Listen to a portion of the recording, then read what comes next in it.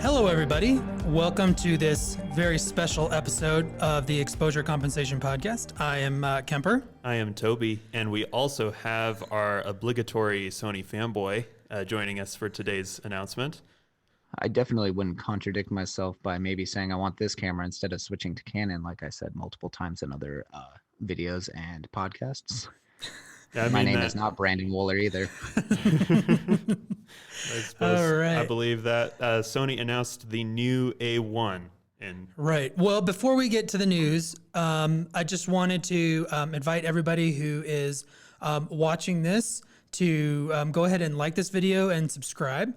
It really does help our channel. We're a growing channel. We're a baby channel that is growing. So if you could go ahead and hit that like button and subscribe, that'd be great. And then also make sure to check out some of our other content that we put out. I just posted a somewhat in-depth review of the Canon's RF 7200. How did you think that turned out, Toby? I thought it was really interesting, especially the fact that you loved it, but you're selling it. I know. It's tragic. It is tragic, but I think it's going to be very interesting to you guys what I'm actually going to do with the funds from selling it, because I don't think it's what anybody expects. Indeed. I really don't. What does Brandon think you're going to do? Yeah, what do you think I'm going to do, Brandon? Oh boy. Probably 100 to 500 being your telephoto, kind of taking the place of the 70 to 200 would be my guess. Because, right. Brandon didn't watch the video. It's now becoming obvious. Wait, what? Yeah. I watched the first part and then I got distracted. It happens. It happens. Yeah. And so, yeah, probably 100 to 500, I guess, would replace 70 to 200. 70 to 200 at 2.8 is cool for portraits and stuff, but I'm guessing you're not in super need of low light with your telephoto for most of your mountain landscape stuff. Right. I mean, I could see you doing something like the 85-1.2 or the 50-1.2 as a kind of low light in middle telephoto range, but I kind of doubt it. But, 70 to or 24 to 105, and then I know you love that 15 to 35, so I'm guessing you're keeping that. So yes, keeping the 15 to 35. Yep.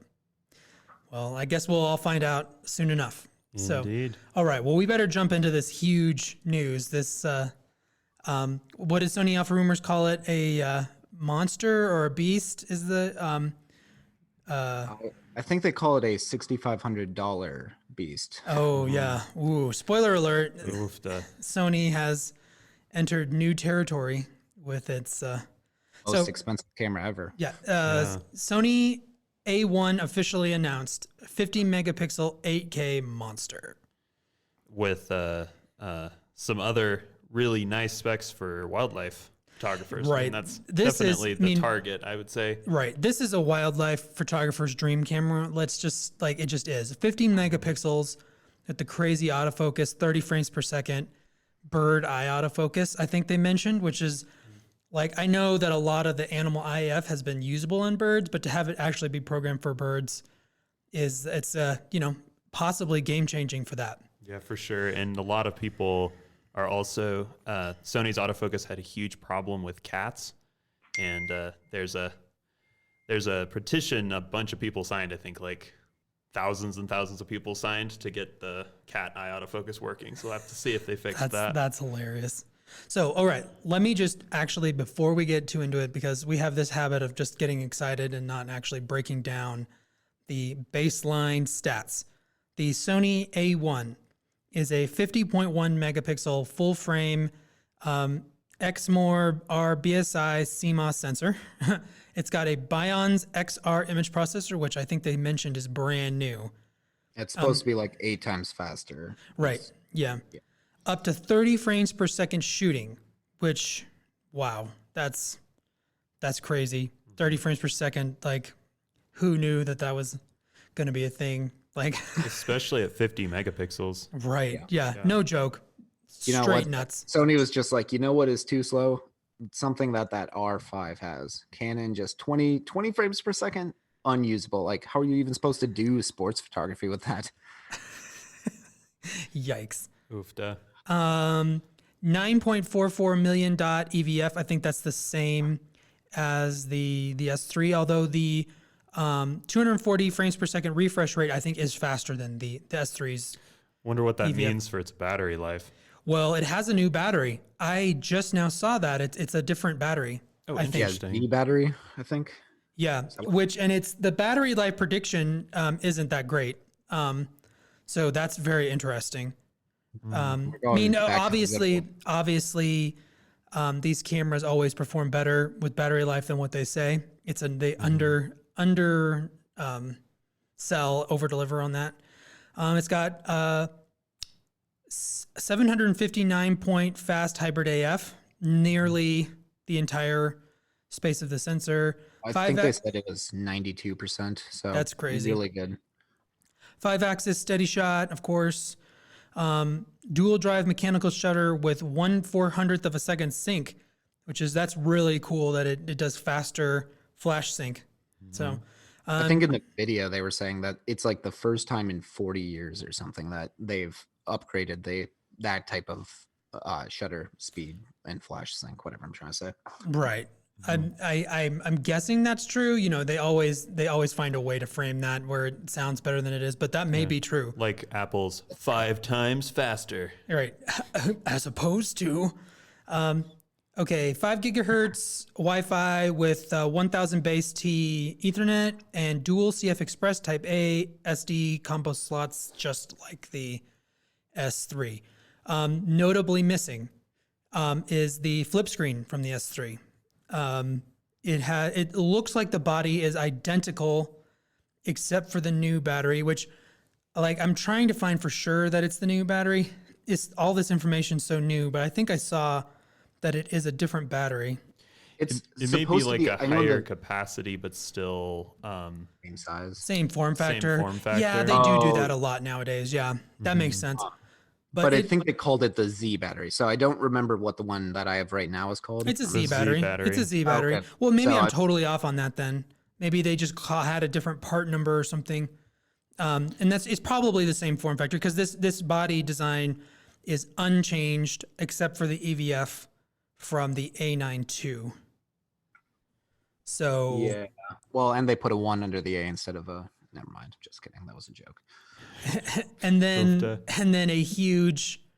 huge difference also is that it's $6,500, which means that it's the same price as the 1D series by Canon and it's 500 more, I think, than D6 the 1D series from Canon. No, they're 65. No, they're 65. 65 now. They are, yeah.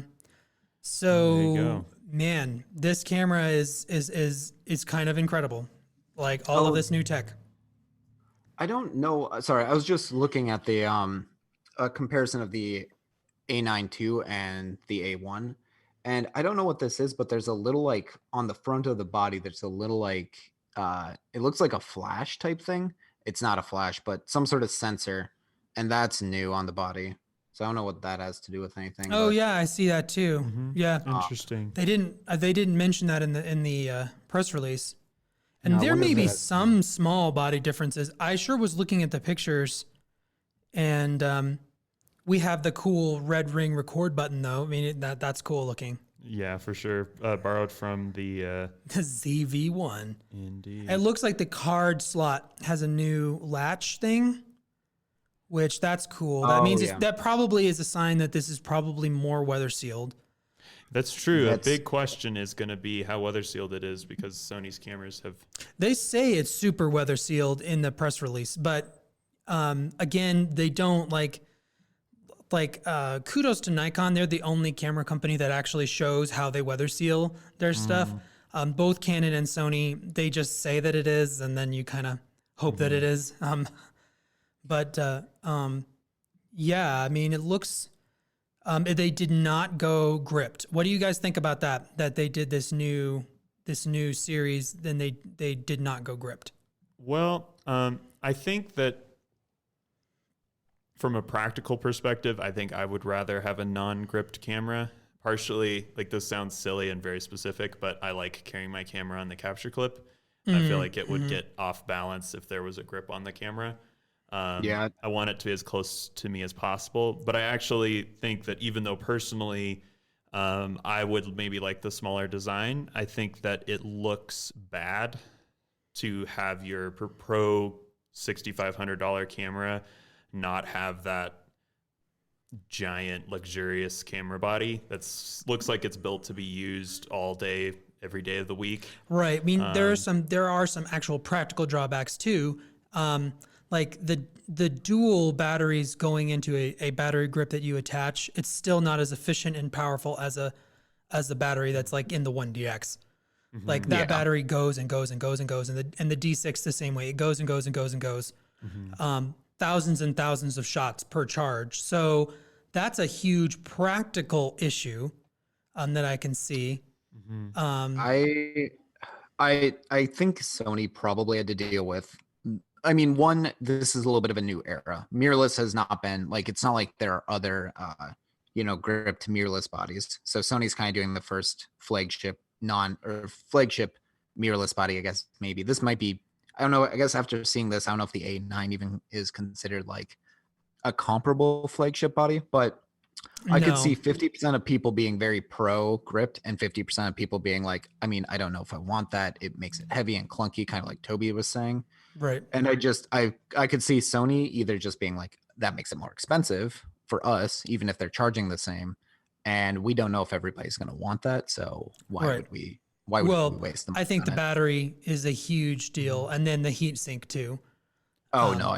I mean, I can't believe they figured out how to put the, 8K 30-minute record limit in this camera without it overheating. So, I mean, I guess we'll see if that's 100% true. But I think that there's also, with the gripped cameras, there's a little bit of like just the way the 1DX and the D6 look. Like you can see them from across a room and know what they are. Yes. Even though you can put battery grips on other cameras, like when you see a 1DX or you see a D6, you really like notice it. You're like, whoa, that dude's serious. And with this camera, it could be, I mean, it doesn't look that different from a A7 III. I mean, it's fairly similar. Untrained eye, this is the same as the A7 III. And I think that from being hired for really expensive jobs and stuff, there is a chance that like you're going to want that grip on there anyway, just to comfort your client a little bit. I mean, I realize that it depends on who you are and what you're doing. But I think that when you spend $6,500 on a camera, there's an element of just kind of wanting them to throw the kitchen sink at it. You're not buying it to keep it small and light and not use it really, really hard. You're buying it to use it every day.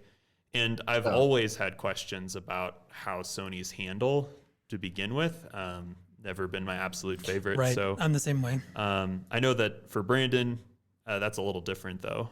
Yeah, I have small hands though, so I think that's a little bit of a, I don't know what you'd call that benefit, or it just works for me. It's but I guess to play devil's advocate is I totally understand what you're saying, Toby. Like to make your customers feel like they're actually getting like it. Not only like I guess it doesn't matter the quality, but like to give them the confidence that this is like a professional camera.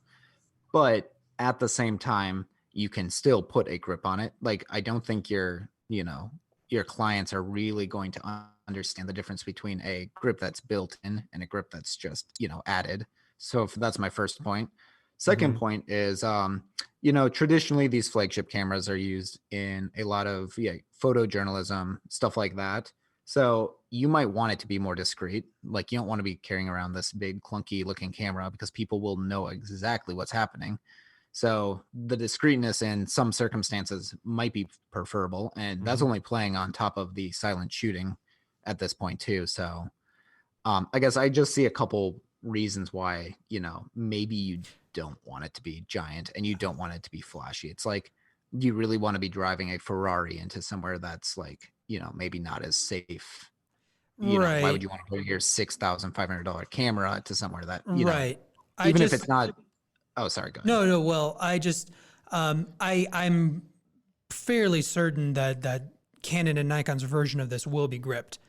It'll be interesting to see. I mean, I guess there's a chance they won't be, but the rumors are strong that they will be gripped.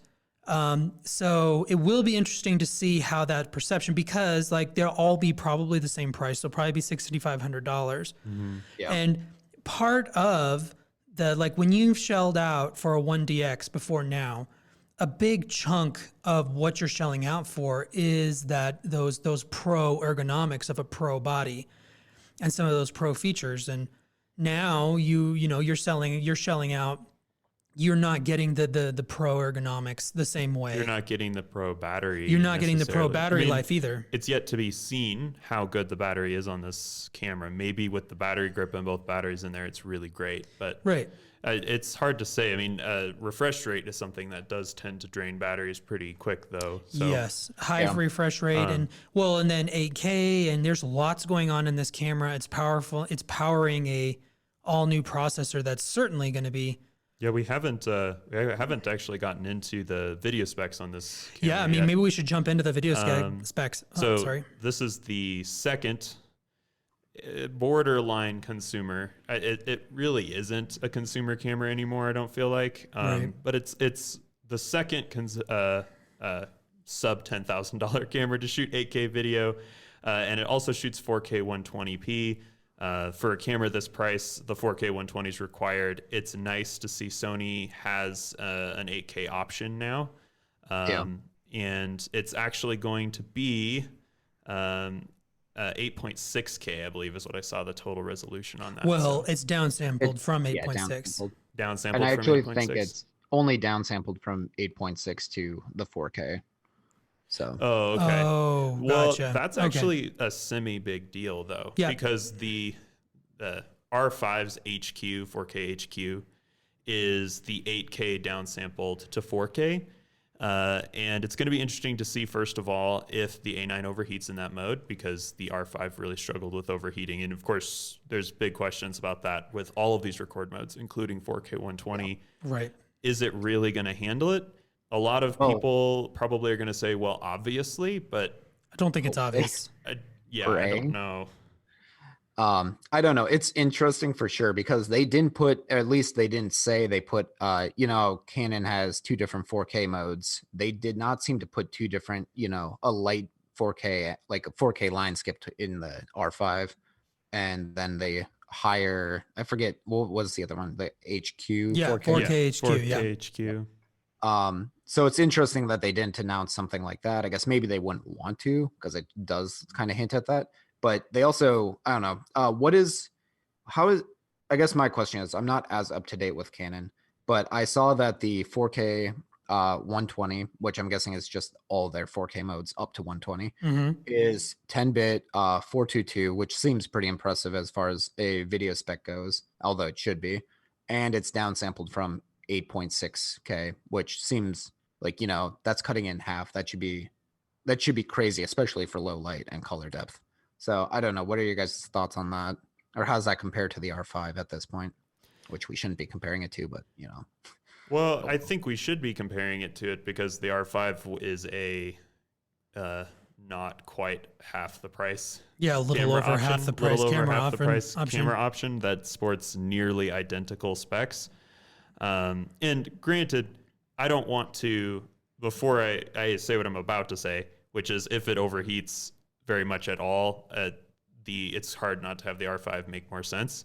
But they absolutely should have put every spec they put into this camera that they did. So they should have put 8K in it for that price point. Absolutely. If you're spending this much money, you need to get 8K. You need to get 10-bit 4K up to 120p. If Canon and Nikon release similar cameras this year, which is something we've already theorized about. I mean, we basically called this camera a couple months ago at this point. Right, yes. We thought it was going to be the A9 III, though, not the A1. And I think it just comes down to, does it overheat? And if it doesn't overheat, then it could be worth that extra money for a lot of people. Right. But we're talking about a smaller camera body.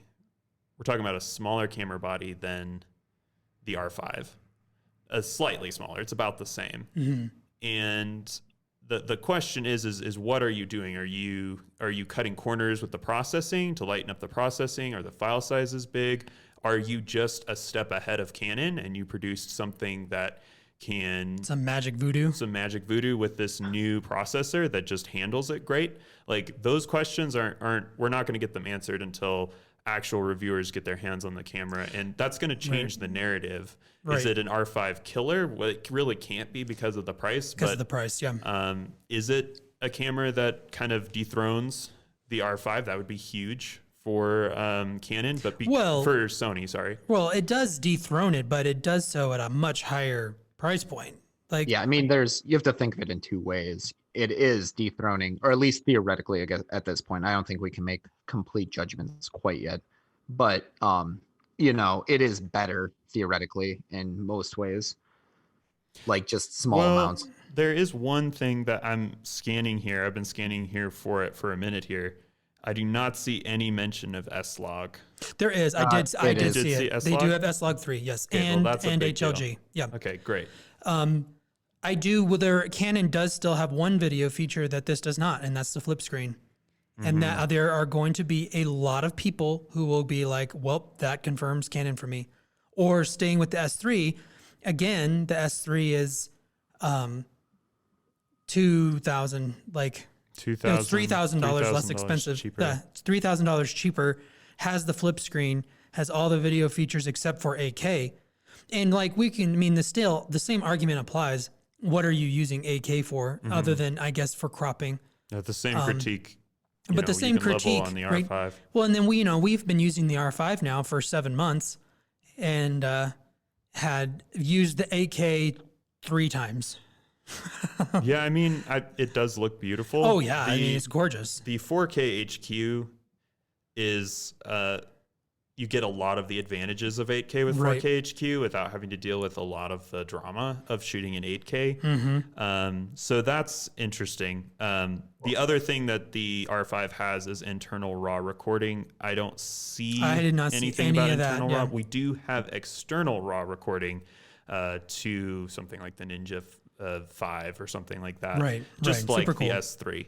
And in some ways that's more practical because you can slap on a 2 terabyte SSD. You get the advantage of an extra monitor. I mean, for a lot of people, that's going to be the workflow that they choose. But you already get that with a camera that's $3,000 cheaper. So if you're a videographer looking at this camera, I think that there's some... You kind of have to wait and see if it makes sense. Oh boy, I just have I have a hard time feeling like if you're a professional videographer making money off of gigs, that this is the S3 just makes so much more sense in a practical sense. Two S3s. Or yeah, exactly. Yeah, you could get 2 S3s or an S3 and several G Master R4 lenses. Or something. Right, Yeah. exactly. An S3 and an R4, yeah, you could do that literally. So if you're a videographer, I mean, unless 8K is something that you're like, wow, I can do this project and this project and this project. Like it's the same thing as the R5. I mean, it's cool, but it's still a glorified parlor trick at this point. Yeah, but still, kudos to Sony for implementing these. Go ahead, Brandon. Oh, I was just going to say, I mean, we were kind of saying that about 4K 2 years ago or something like that. We were just like, yeah, 4K is just something you slap on the box to try to sell the camera. And then now, 4K is like, we all just crave 4K. Like 4K is the standard in a way. Right. Well, YouTube's a big reason for that is because YouTube supports 4K and a lot of TV support 4K and 8K.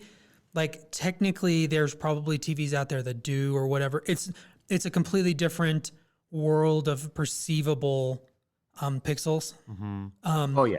Whereas 4K to 1080 to 4K is perceivable to the human eye. 4K to 8K is a lot harder to perceive. And it's also, I think that just for the past, I think it's been a little more like probably 4 or 5 years since it's been like 4K is just a parlor trick. Well, that's fair. I have no sense of time. Right. But the thing of it is we use 1080 a lot. We do. We use 1080 a ton. And we're filming this in 1080, by the way. People like Daniel Schiffer on YouTube, he uses 1080 all the time. He still uses 1080 because now he has the S3 and it has 240 frames per second in 1080. Yeah. And when you see 8.6K or when you see a camera that shoots 8K, what I always want to do is I want to kind of, I want to make sure that you're asking the question, why would I spend money to get a camera that specifically shoots 8K? And you have croppability, you have something, maybe you're wanting to do archival footage of something, so you just want the highest quality humanly possible. Very good point. There absolutely are reasons. You're wanting to do some specific graphical thing where you're zooming around an image a lot. And then you have to ask yourself, can I do that with an R5? Because it saves me a bunch of money, or if you're really into the Sony system, then do I just want to cough up for this camera? Does it make sense for that? And that's really what it comes down to. Can you use 8K? Don't get like, I have to have 8K, because 8K is not like 4K as far as importance to have in your system. Right. Wow. Yeah, exactly. I mean, it's a tool, right? Like you kind of were saying, it's a tool in your toolbox, but it's not the base of your infrastructure. And I don't think it will be for possibly ever. Certainly in the age of where most media is consumed on smartphones and tablets, that still is like, that's the way most of YouTube is consumed. So like every time we're shooting in 8K, we have to keep in mind like, wow, most people are going to be watching this on their cell phone, lying in bed. I think we should probably talk a little bit though about like what actually makes this camera $6,500, which is the speed, and like how much of a wildlife beast this thing is. Yeah, best wildlife camera ever released. I would assume that the new Canon and Nikon will probably be similar. I don't know that they'll be 30 frames per second, but they'll have similar bird eye autofocus and all that, I'm sure. But the 30 frames per second, I'm legit going to be curious. Like there's several wildlife photographers who I follow pretty religiously on YouTube, just because, wildlife is one step away from landscape photography in a lot of ways. And of course, I'm curious about it. Right now, my heart's still kind of in landscape, and like my gear investment is landscape oriented. But I can see down the road being very interested in trying to do wildlife photography. I'm more partial to big mammals than birds, like bears, wolves, caribou, that kind of thing. Oh yeah, for sure. But buffalo for sure, bison. But I will be really curious, like, will this 30 frames per second, will they be like, wow, this is a whole new world? Or will they be like, well, I just took a huge video clip. And I guess you could, like, and you think about it in a weird way, you can shoot raw video internal in this in stills mode. Yeah, and I'm wondering if maybe they have some sort of raw feature. You almost have to think they would. I mean, at 24 frames a second, you could take, like, and who knows how long the buffer is. I never saw anything about the buffer. They didn't make a deal about it at all, I don't think. So I'm going to assume, though, that it's at least similar to the A9 I. It may not be quite as good as the A9 II, but I'm guessing similar to the A9 I at 50 megapixels. Like eventually they're just reaching the limits of what is capable on data transfer. Well, what's the buffer on your R5? If you were to just hold it down long, because the few times that I've used the 20 frames a second, like I never butt up against it. Because I'm thinking, because it looks like the processors have similar amounts of power, and then of course the Sony has the kind of two processors, because there's the one on the back of the sensor, and then there's the I forget the name, the bronze, whatever. BIONZ XS or something.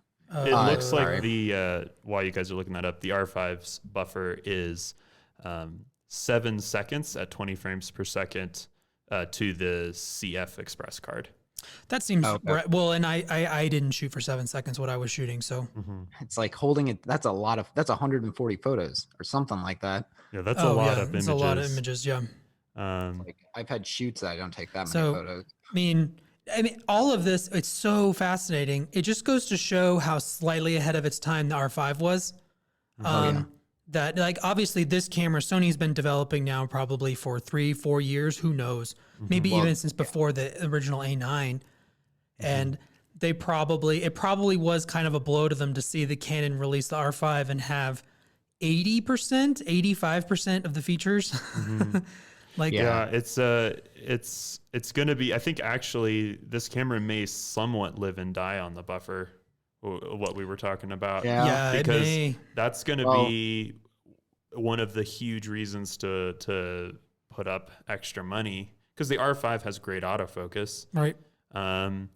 And all the overheating problems are In stills mode are irrelevant. Yeah. I So think it's how gonna be- useful is the 30 frames per second? And Depends on who you are. depends on who you are. How useful is it? Right. And then how long's the buffer? Because what if they got, I mean, I would think they'd make a big deal about it if they did, but what if they got a unlimited buffer in this thing? I mean, that's crazy. They would have said that. I feel like they would have. And honestly, it being absent, well, and also one little thing that I'm a little interested in is that Sony went a very different strategy with this one. It's coming out in March, right? March release. But the bajillion YouTubers did not have this ahead of time. I happen to know that because two of the biggest, Jared Polin and Tony Northrup, were both like made videos predicting what Sony was going to announce. Like they do not have it in house. Like unless they were really pulling the wools over their eyes, but I don't think they did.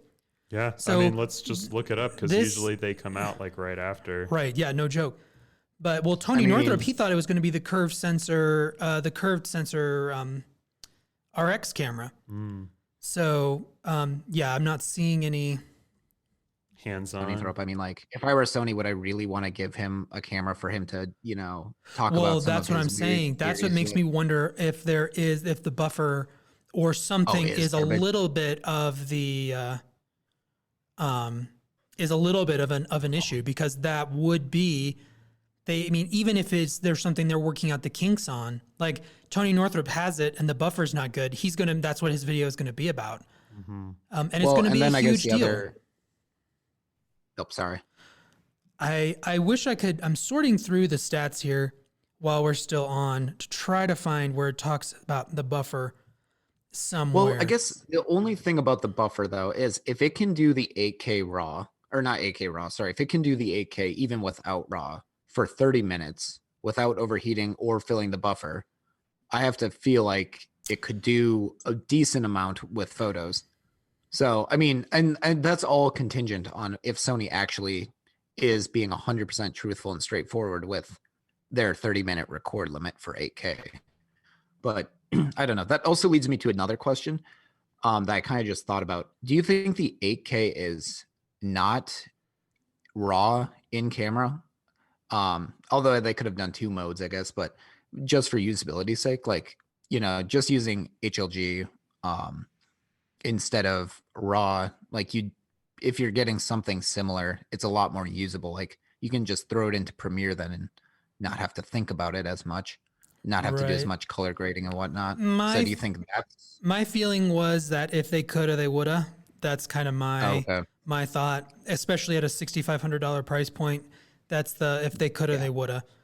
And Sony has their codecs are interesting, to say the least, with how they do compression and stuff. Yeah, for sure. Although it is XAVC, which may not matter very much to a lot of people. They hear XAVC and they're like, what on earth does that mean? It actually records with their professional level codecs that are in their pro bodies. That's actually a big deal, because everything else shoots XSAVC, I think is what it is. Oh, okay. And I don't know for sure. I think HS is basically long GOP, but I might be wrong on that. And then SI is intraframe. So you can shoot intraframe and long GOP, which I won't get into the little details there. But we are talking about much higher bit rates here for the video. I'm actually glad I found this page here, because it has things to break down here. It can shoot RAW externally up to 60 frames per second, which is cool. That's cool. RAW 60p is great. In 4K, Wait, of course. in 8K or 4K. 4K, okay. yeah. That's kind of cool, though. Yeah, no, I mean, it's a video beast. Actually, the fact that it has those professional codecs is a big deal for Sony shooters. And it's got the S Cinetone color matrix as seen on the FX9 and FX6. That's a big deal. Now, that's also on the S3, correct? Correct me if I'm wrong. I actually don't know off the top of my head. Okay. And I then, think it another may be question that, is, Toby, did you see if it's going to have the Venice colors, or is it? No, it doesn't look like the Venice. It looks like the same as the Okay. FX9 and FX6, Okay, but I'm not the not as same as the familiar with Venice. those specs, so yeah, for sure. But this may have the buffer actually. I Oh, think did you we find it? now have the buffer. So in JPEG at 30 frames per second, can do up to 155 frames, and in RAW it can do. Excuse me, I said that backwards. In RAW, it can do 155 frames at 30 frames per second, and in JPEG, it can do 165. At 20 frames per second, it can do 238 frames in RAW and 400 frames in JPEG. Well, that's great. The 30 frames per second is 155 frames in RAW. so yeah. So I don't know how many seconds that is. We could do the math, but it's not too far off from the R5. Slightly better. You're going to run out of time in faster 30 because frames it's 30 per frames. second. Right, you are going to in run out of 20 time frames faster. per Yeah. second, it doubles it. Yeah, but it's got a bigger buffer than the R5 because it can shoot like 100 extra frames or 50 extra frames. Well, anyway. it better for I suppose $2,500 more. And then its mechanical so- shutter is 10 frames per second Okay, wow. with Well, no that's- limit. yeah. It looks like. Oh, that's kind of cool. I just did the math, and that means you can shoot 30 frames per second for a little over 5 seconds. So, Cool. I mean, that's probably enough, to be honest with you. So, do you guys have any just sitting there for last second thoughts, because we are almost out of time for today? If you're looking at this Yeah, camera and you I shoot mean- Canon and Nikon, wait a few months. Yes, that is really good thought. Yeah, if you're a Canon and Nikon shooter, wait a few months.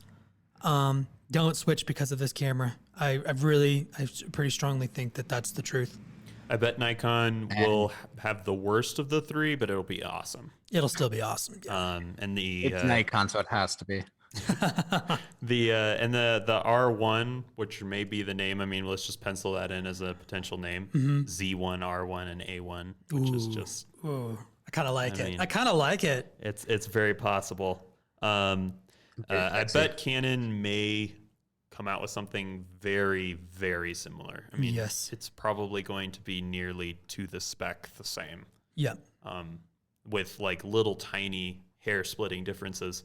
But it'll be interesting to see how long Canon and Nikon let Sony just hold this position. It'll be interesting to see. Well, I think Canon's in a better. Well, I mean, I guess you can argue, but Canon's in a better position than Nikon because the R5, like I said, is 85% of this camera for a lot less. So, like, I don't think Canon's freaking out at this point.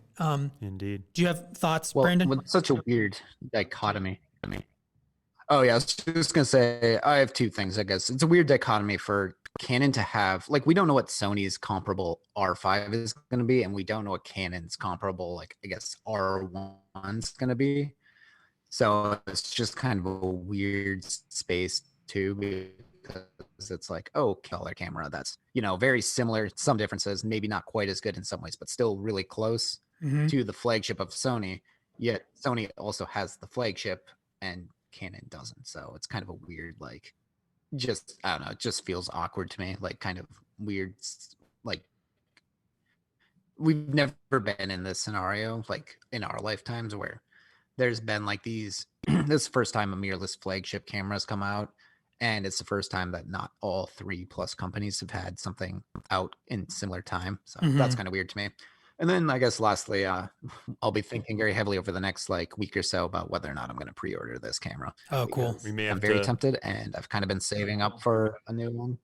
Yeah. We may have to Oh, follow sorry, up with you on that go ahead, Tony. next week, Right. maybe. Right. Well, and also I think like Yeah, I mean, this opens up the A7R5 to being very important because I think that has to be their 80% camera. I think it has to be. yeah. Mm-hmm. I guess let me know in the comments, you guys, if you want to give input on whether or not you think I should or shouldn't get it. It'd be upgrading from the A7R3, and I mainly do portrait and video work with some landscape, obviously, with some a bit in Toby and Kemper. So Cool. yeah, That's my final right. thoughts. All right. Well, thank you so much for listening. If you liked it, please subscribe, please like, follow us on iTunes if you're an audio only listener, and we'll see you on the next adventure.